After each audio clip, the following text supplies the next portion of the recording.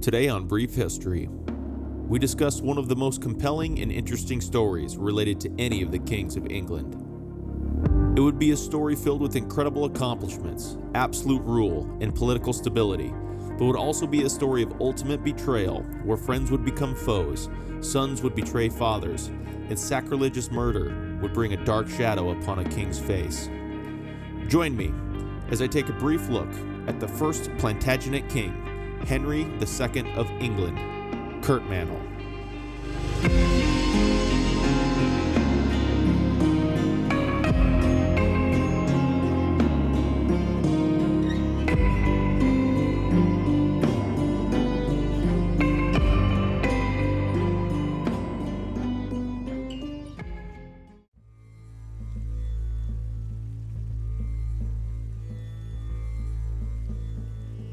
Henry was born on March 5, 1133, at Le Mans to Empress Matilda and Geoffrey V, Count of Anjou, known as Plantagenet. His mother was known as Empress Matilda due to the fact that she was previously married to Henry V, the Holy Roman Emperor, but was widowed in 1125 and was subsequently married to Henry's father, Geoffrey. Henry's father's nickname, Plantagenet or Plantagenet in English, was derived from the sprig of bloom that he reportedly wore in his hat, known scientifically as Planta genista. The anglicized version of this nickname would become synonymous with Henry and his lineage, spanning many generations. He was the oldest of 3 children, which included his 2 younger brothers, Geoffrey and William.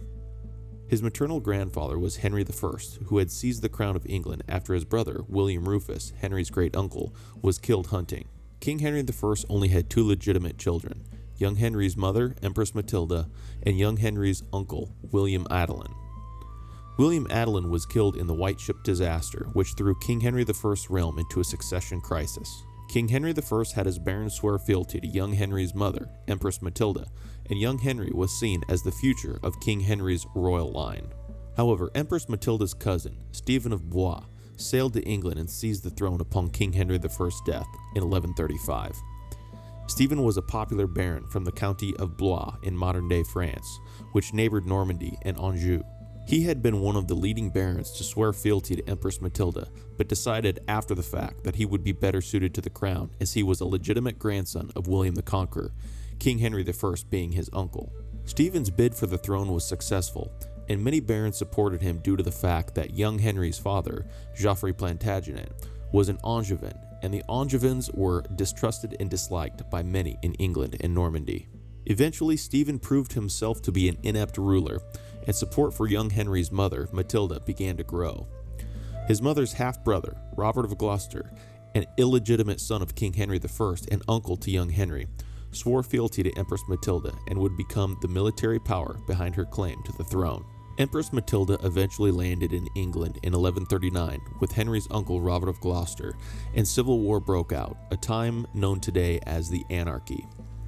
Although it is believed that Henry spent his early childhood in Normandy with his mother, when she set off to England, Henry was sent to Anjou to be educated around the age of 6 or 7. He was initially educated by Peter of Saintes, but in 1142 he was sent to Bristol in England to be educated further in his uncle Robert of Gloucester's household. Robert's court was renowned as a meeting place for scholars, and he lived alongside his cousin, Roger, who would eventually become Bishop of Worcester and was educated by magisters and canons, aka teachers and clergy. After a couple years of this, Henry returned to Anjou and continued his education under William of Conches, a noted scholastic philosopher. These teachers and mentors would lay the foundation for Henry, and his interest in education would only grow as he aged. Eventually, after becoming a young man, he would begin to prepare himself to enter the conflict that had long plagued his mother in the years prior.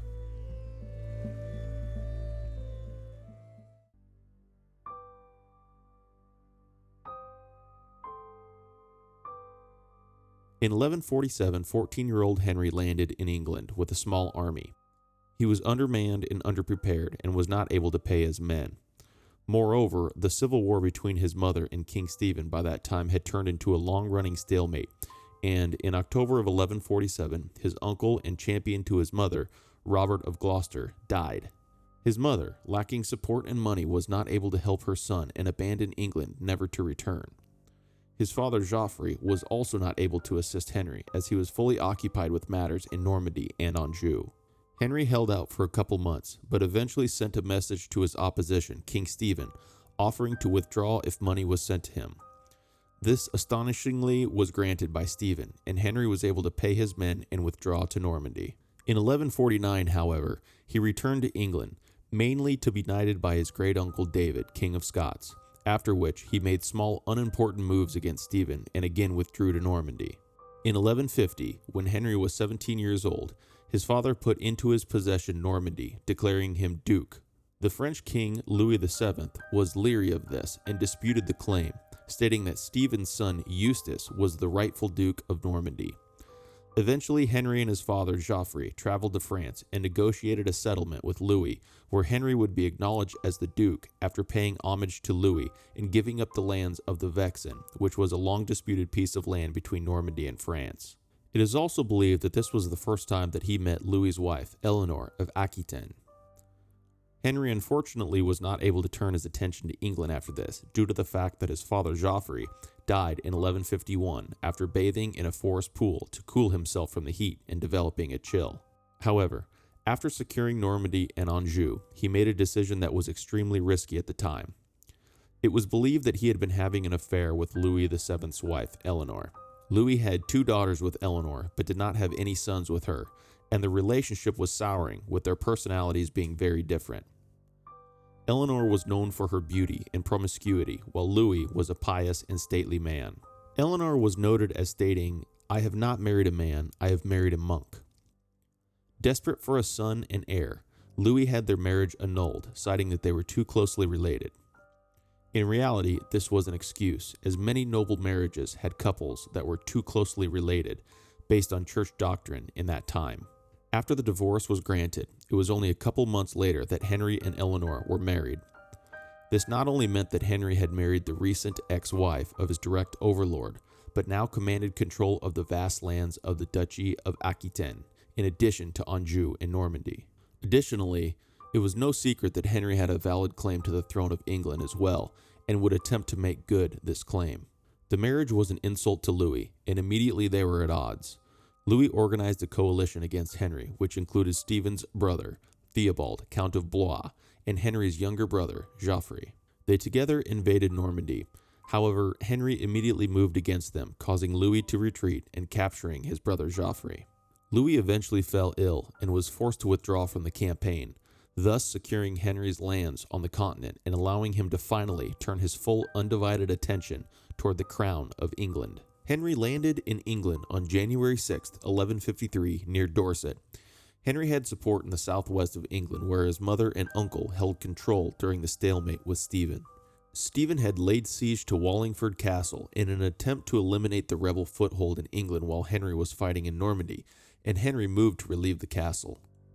It was becoming apparent that a battle was necessary and imminent, but with bad weather, close ties to the opposition, and recollections of the long bitter war that had been raging, barons on both sides refused to engage in battle. Henry and Stephen, annoyed by their barons, famously stood across the Thames from each other and negotiated a truce. Unfortunately for Stephen, both his wife Matilda and son Eustace died shortly thereafter, and with that, Stephen had had enough of the war. He met Henry at Winchester Cathedral and acknowledged Henry as his adoptive son and heir. Henry, in return, would recognize Stephen as king for life and pay homage to him. He did so, and satisfied with the compromise, returned to the continent, but his time as heir would be short-lived. King Stephen traveled to Dover in 1154 to meet the Count of Flanders and developed stomach pains with bleeding and died shortly thereafter. Henry sailed back to England in December with his wife Eleanor at his side, and on December 19, 1154, at 21 years of age, Henry was crowned as King Henry II of England. Although this was a joyous occasion, with the Kingdom of England being added to his already vast lands on the continent, Henry had a major task ahead of him, in that he would need to reassert the power of the crown that had been all but destroyed during the anarchy of Stephen's reign. He faced two major problems. One, that the barons during the anarchy had begun to rule their lands in their own right and erected or acquired castles illegally to strengthen their power. And two, the financial mismanagement by Stephen left the treasury near empty. In 1155, Henry began a systematic process of destroying the illegal castles, and it was said that by 1157, over 1,000 castles had been destroyed, and the crown then controlled about 25% of the remaining ones. He also abolished certain earldoms and reconfiscated royal lands, thus increasing the flow of income back to the crown. Satisfied with his progress, he turned to the continent to look to continue to add to his massive land possessions. Henry's father Geoffrey on his deathbed made Henry swear that if he ever obtained the crown of England, that he would transfer the lordships of Anjou and Maine to his brother Geoffrey. With the English crown now secure, Henry was still reluctant to give up these lands. However, a stroke of luck would assist him with this problem. The Duke of Brittany was ejected by the Breton people, who then requested Geoffrey as the replacement duke, which Geoffrey accepted. This meant that not only would Henry not have to give up Anjou and Maine, but would have a major ally in the neighboring county of Brittany. After this, Henry was able to gain back some lost lands in Wales and Scotland before again looking to increase his presence on the continent. He desired the castles of the Vexin, which he had given up to Louis VII years prior in a truce. To attain these castles, he offered Louis his son, also named Henry, to be married to Louis's daughter, Margaret, with the Vexin castles being her dowry. This was agreed to, and the castles were placed under neutral guardianship until the marriage could take place. Henry also attempted to force the Lord of Toulouse, Raymond, who denied that he was a vassal of Aquitaine, to swear fealty. This ultimately failed and would be Henry's final push for land on the continent. Much of the negotiation and administration in regards to affairs on the continent was extended through and applied with the assistance of Henry's right-hand man and chancellor. This man had been a close favorite of Henry's since his coronation in 1154 and would eventually become infamously synonymous with Henry's reign. His name was Thomas Becket, and the events that were to shortly follow between him and Henry would become the foundation of a legendary tale that was to be told and remembered throughout the centuries.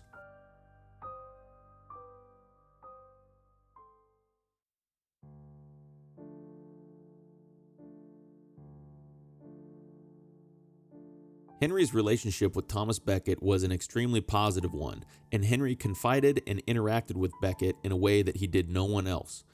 He trusted Becket to the dismay of some of those around him, including his wife Eleanor and mother Matilda. Henry was known as an incredibly talented statesman and military leader, and his administrative skills and thirst for knowledge made him a force to be reckoned with. Many of these qualities were shared by Becket, who he himself was a very talented statesman as well. However, the similarities between the two ended there. Henry was not known to be a man of show or flamboyance, often valuing practicality and utility over anything else. His clothing was often plain-colored and boring, yet functional and practical. This is where his nickname, Curtmantle, derives its origin, roughly translating to short cloak, in reference to his practical clothing. Becket, on the other hand, was known for splendor, taking pride in magnificence and pomp. Becket's clothing was known for its bright colors, flamboyance, and stunning designs. In his youth, Becket was educated at least in part in the household of Theobald of Bec, who was the current Archbishop of Canterbury at the time of Henry's reign. Although Becket would turn his attention to stately matters later in life, rising to confidence with Henry after departing the Archbishop's household, it is believed that this experience had a greater impact on him than he outwardly showed. In 1161, Archbishop Theobald died, and in the years leading up to his death, major disputes were happening between Henry and the church. The battle between church and state was nothing new to the crown of England. Both Henry's grandfather, King Henry I, and his great-uncle, King William Rufus, dealt with similar, if not the exact same issues. However, in the recent years leading up to Archbishop Theobald's death, the church had moved to a more staunch position in defending what they saw as their God-given rights as clergy. Essentially, churchmen and clerics believed that church appointments, such as that of the Archbishop of Canterbury, should be made by the Pope or other clerics, and homage should be paid to the Pope, while laymen, aka kings and lords, believed that churchmen held land and valuable resources within their kingdom, and therefore they should be considered vassals and be required to pay homage to the king. The king should also have the right to appoint these positions himself, and no other institutions or people should be able to mirror the king's power. A major disagreement that Henry took issue with was the problem of canon law versus civic law, or in other words, church law versus state law, At the time, a churchman could not be tried in a royal or stately court. They could only be tried in a church court, even in serious cases involving such things as murder. If a priest committed such a crime, they most oftentimes would be stripped of their churchly titles with no other punishment. This was unacceptable to Henry, to think that anyone could circumvent the laws and customs of his kingdom without his perceived proper punishment.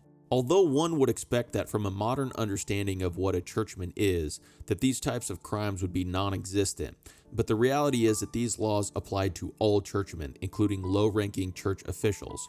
The minimal punishment associated with the church law began to be abused by less than reputable characters with slight churchly ties. Albeit these instances were minimal, but they did happen and were documented.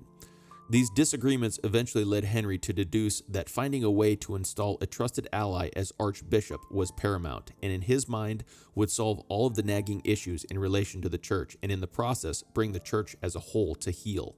With the archbishopric being vacant after Archbishop Theobald's death, Henry set about implementing his plan, and he could think of no better person to fill that spot than his closest friend and confidant, Thomas Becket. Although he encountered much opposition both from the church and from his own family, Henry was successful in seeing that Becket was appointed to the position, and on June 3, 1162, Becket was consecrated as the Archbishop of Canterbury. Henry believed that he had finally grasped the upper hand in his battle with the church and fully expected Becket to deliver the church to him, but to say that he was mistaken is a monumental understatement. To the shock of his countrymen and clergymen, and to the horror of Henry, Thomas Becket transformed almost immediately into a devoutly pious and saintly figure, vowing to apply all his talent and wit, formerly used to Henry's benefit, in the name of defending the church. He immediately resigned from all of his stately duties with Henry, and within a year had done a survey of the lands that were previously owned by the Canterbury Archbishopric. He did this to determine what lands were lost or stolen during Stephen's reign in an attempt to regain them. Without consulting Henry, he demanded 4 castles be returned to the archbishopric from local lords who had seized them, and in the process excommunicated one of Henry's tenants-in-chief, which essentially was a lord who was granted the rights to land owned by the king in return for providing knights for military service. This practice, excommunicating a tenant-in-chief, was forbidden by kings going all the way back to William the Conqueror, but in the newly consecrated Becket's mind, he held spiritual rule over Henry and needed not concern himself with permission from the king. Inevitably, the topic of church courts versus royal courts rearose. What should have been a trivial matter, with few offending parties on the issue in regards to the whole of the realm, became the basis from which both of these former allies would battle one another. In addition, Becket refused to eliminate clauses in churchmen's oaths to Henry, which essentially stated that they need not follow Henry's orders if those orders conflict with their churchly duties. Becket dug in his heels and refused to give ground on the issues. Many councils in the following months and years that were called to deliberate matters, both previously discussed and some not discussed, ended with Henry abruptly leaving in a fit of rage at the disobedience of Becket. Henry, however, seemed to still have hope that his longtime friend would come around to his cause, and eventually offered peace to him, and warmly extended the offer to forget what had happened in the recent past and return to their old ways. But Becket would have none of it, and coldly rejected any attempt at reconciliation. After this, Henry all but gave up his attempts to reconcile with Becket, and his desire for vengeance and exertion of control grew exponentially. He was one of the most powerful men in the world, and unfortunately for Becket, things were to soon massively swing in Henry's favor.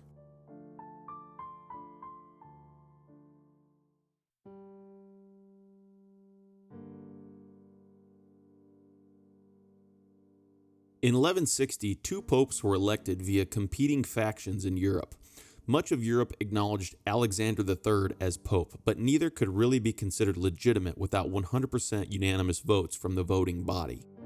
Because of this, the competing popes turned to the leading kings for support. Knowing that Henry's acknowledgement was desperately needed to keep papal power, Pope Alexander III pressed Becket to submit to Henry and his demands.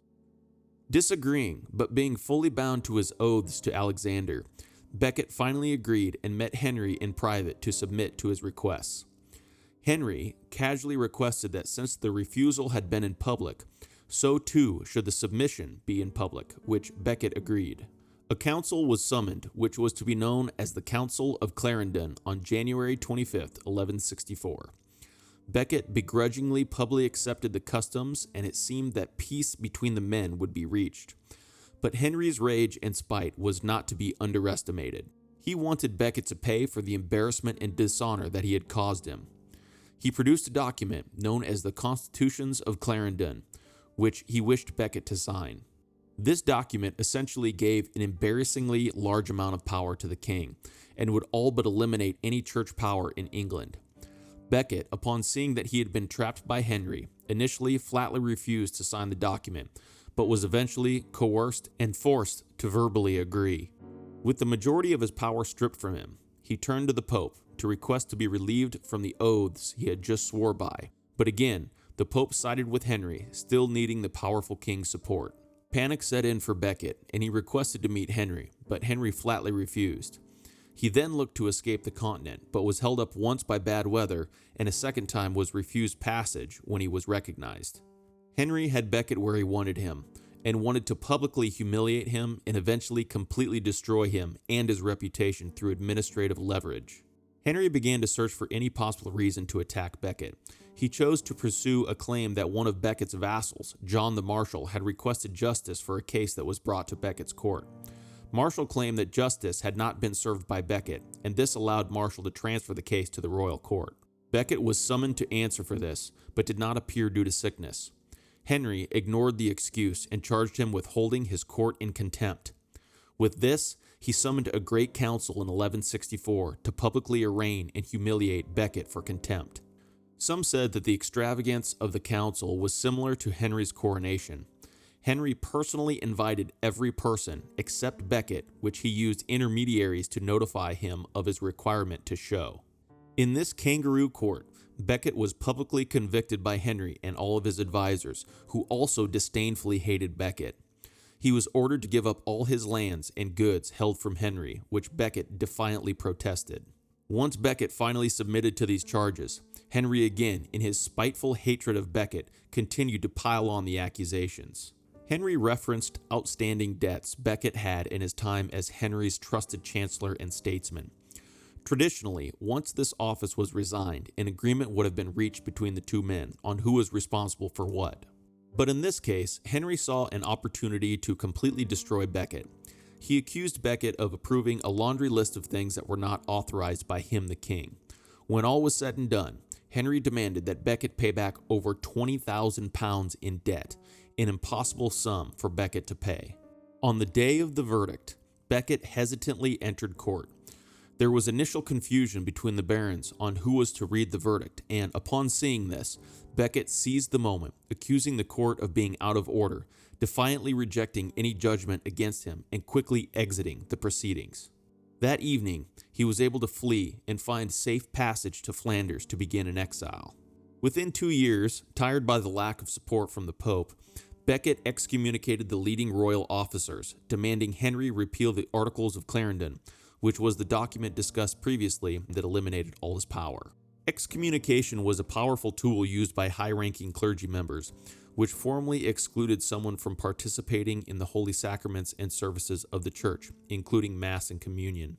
In a very religious time, such was that of the reign of Henry, this was an extremely damaging punishment, as it essentially meant that your soul was at risk.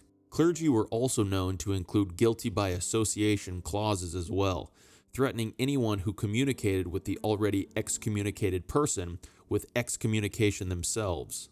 In addition to excommunication, the church had another even greater tool that was only used in the harshest of instances, an interdict. An interdict would be placed on a country or region and would cease all churchly services in that area. Mass would not be held, communion and confession would not be given, and all the people of the land who usually partook in those services would have all their souls at risk as well. For the time being, the Pope still sided with Henry and suspended Becket's authority over English bishops.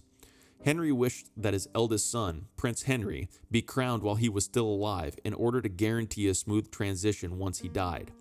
But Becket previously refused to do this, as he, the Archbishop of Canterbury, performed such ceremonies. Now with Becket in exile, Henry obtained permission from the Pope to have Prince Henry coronated by the Archbishop of York. Young Henry would be crowned, but at a later date and at a time that disrupted negotiations. Mediators were eventually assigned to try and bring the two men to terms, and negotiations between the two took place in 1167, 1168, and 1169, all of which failed miserably. Becket continued to excommunicate clerics and lords, adding more flames to Henry's already raging fire. Eventually, the Pope lost patience with Henry, and he and Becket united against him after failed negotiations with an overly emotional Henry. Henry foresaw what was about to happen, an interdict, and in response he proactively forbade any communication with the Pope or Becket. All English clergy abroad were to return to England immediately, and no foreign clergy were to be allowed into England. Any cleric who obeyed an interdict from the Pope or Becket would have all their land and possessions seized, but Henry soon realized that his lands in Normandy, Anjou, and Aquitaine would not be able to avoid this. Eventually, with things spiraling out of control for both parties, agreements between Henry and Becket were finally reached on July 22, 1170, on the border of Normandy and France. After negotiations ended, which took place outdoors, Henry and Becket departed the rest of the group and spoke to each other alone for the first time in 7 years. With Henry's permission to take action against those who coronated young Henry without Becket's consent, Becket knelt before Henry. Henry, with tears in his eyes, was said to have responded to Becket, saying, "My Lord Archbishop, let us return to our old friendship, and each show the other what good he can, and let us forget our hatred completely." But unfortunately for the two men, too much had transpired in the recent past. In October at Amboise, at the formal act of reconciliation, Henry refused to give Becket the kiss of peace, which essentially guaranteed Becket's safety under Henry's rule from his adversaries. Just prior to departing to head back to England alone, Becket was said to have said to Henry, "My lord, something tells me that I take leave of you now, never to see you again in this life." Henry, offended by the comment, responded, "Do you think me a traitor?" The lack of response by Becket left no doubt on his beliefs. Although Henry had guaranteed Becket permission to take action against the clergy that participated in the coronation of young Henry, he did not expect Becket to excommunicate them, which is exactly what he did. This harsh punishment meant that the coronation itself could be called into question.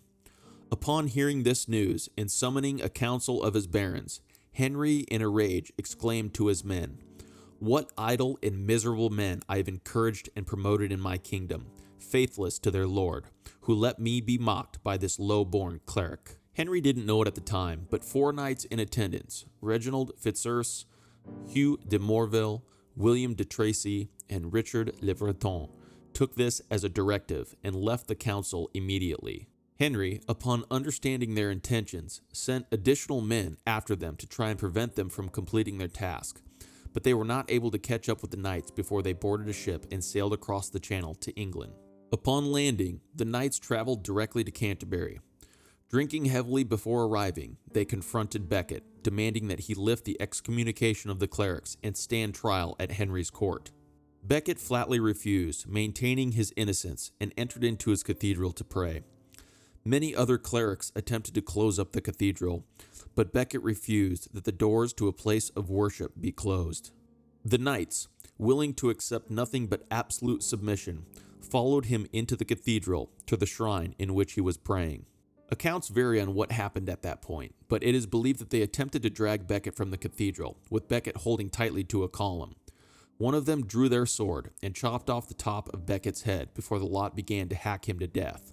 With Becket's lifeless body laying on the cathedral floor, a cleric traveling with the knights was said to have stepped on Becket's neck, scattering his blood and brains onto the floor in an appalling and bloody scene, before commenting to the knights, "We can leave this place, knights. He will not get up again."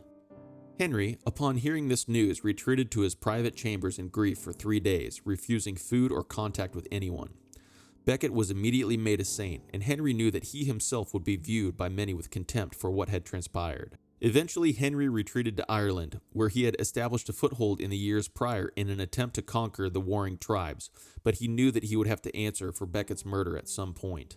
After time had passed, he traveled to the continent, to begin discussions with papal legates. Agreements were made, and Henry was made to swear publicly on the oath of Gospels that he had not wanted the death of Becket, but admitted that he unintentionally, through his royal court rage, caused his death. Henry offered to do whatever penance necessary, and eventually was to found 3 religious houses and withdraw his constitutions at Clarendon. He was also forced to make public penance by praying at Becket's shrine and being publicly lashed by clergy in sackcloth and bare feet, a topic we will discuss later.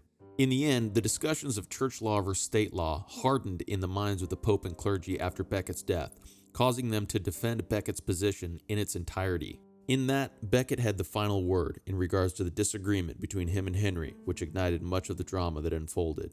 Henry's war with his arch-nemesis had ended, but there was another war on the horizon, a war that would hold far greater consequences for Henry. This, of course, was the war between him and his family.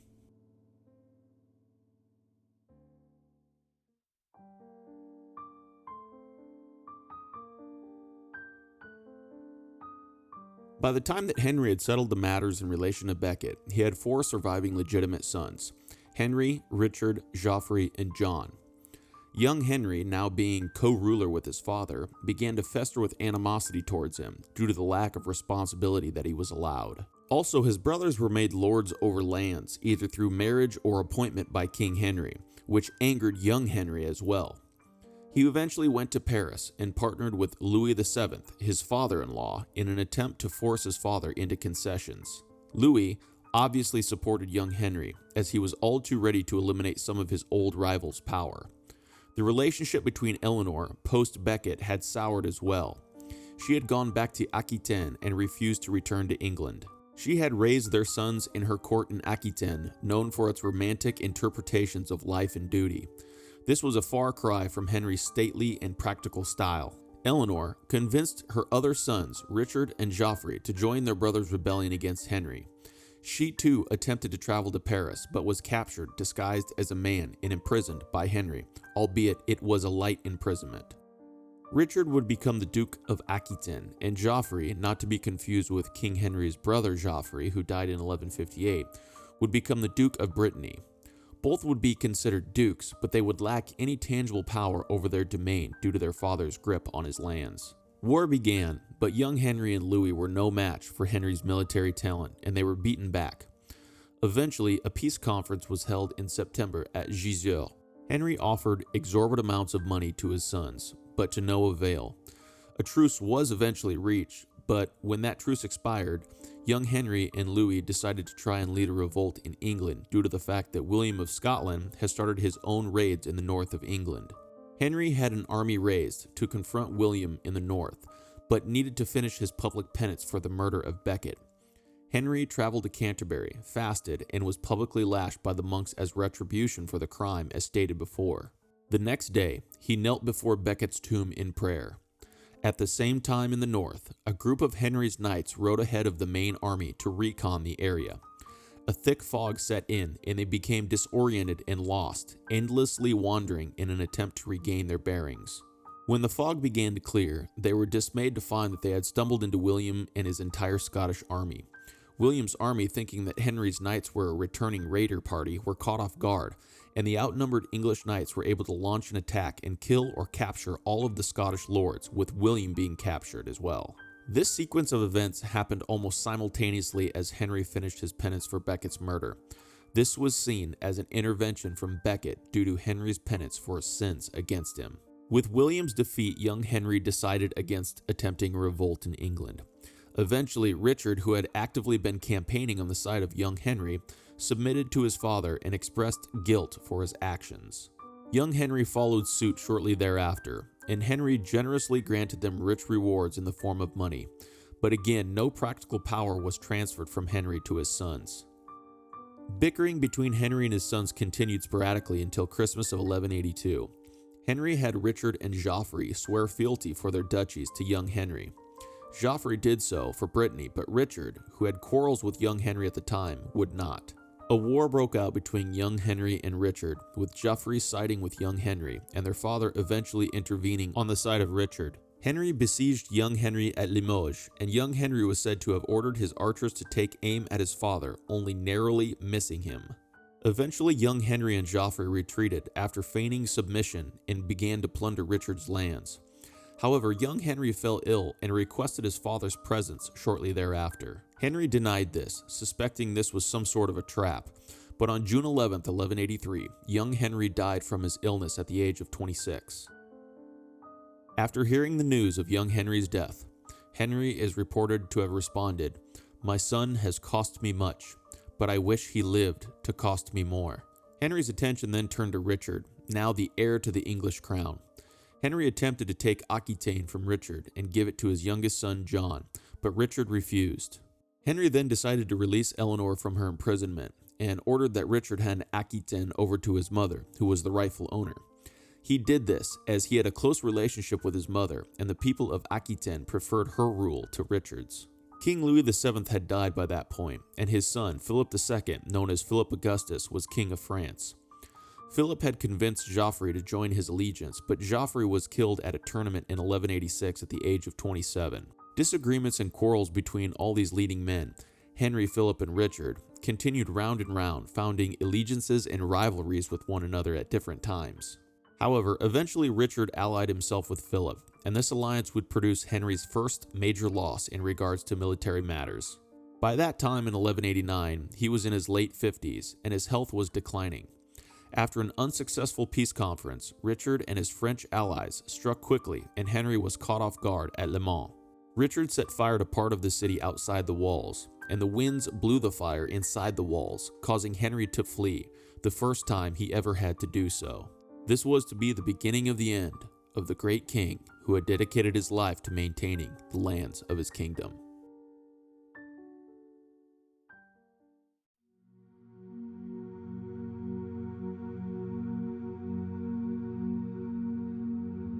Henry became ill and went to Chinon Castle in late June 1189. He was suffering from blood poisoning from a heel wound, along with other ailments including a stomach ulcer. He was in a tough position and had to accept difficult peace terms with Richard and Philip, giving up valuable lands. However, upon submitting to the terms and offering the kiss of peace with his son Richard, he allegedly gripped him and stated, "May God grant that I may not die until I've had my vengeance on you," at which point he retired back to Chinon to rest. His youngest son John was said to have been Henry's favorite son. John by that time was 23 years old and had long supported his father in his wars with his older brothers.